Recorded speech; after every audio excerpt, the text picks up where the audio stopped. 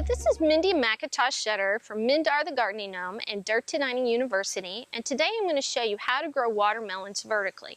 Now what it means to grow a plant vertically is you train it to grow upward.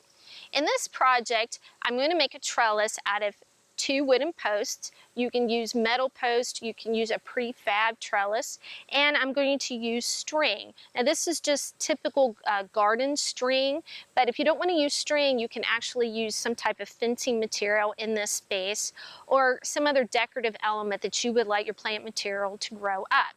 Now what I'm going to do is I'm just going to simply wrap this around and tie this off in a simple knot, and then I'm going to train my plant material to grow up my trellis. Now what you're going to need to do is you're going to need to wrap these tendrils, and these are the little parts of the plant that allow the plant to secure itself to any type of vertical structure. And sometimes if they're growing on the ground, they'll actually attach to other plant material.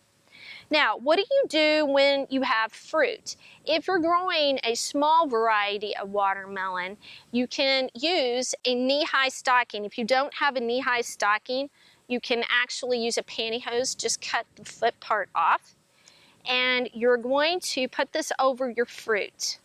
Now, as the fruit gets larger, the stocking itself will stretch, and it allows air circulation, which is very important, and it won't hold moisture and cause the fruit to rot.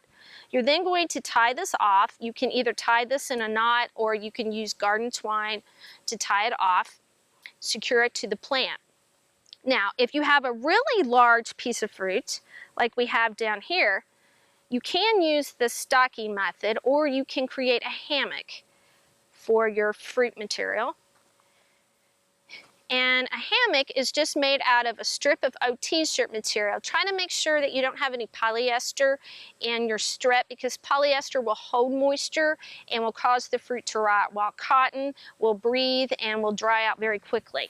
And you're going to tie one end to one side of your fruit on the trellised material. You're going to go underneath your fruit, and you're going to tie off the other end. Now, if you're growing a large variety of watermelon, this technique works best. And that's all there is to it, to growing watermelons vertically. So until we meet in the garden again, this has been Mindy McIntosh Shetter from Mindy the Gardening Gnome and Dirt to Dining University.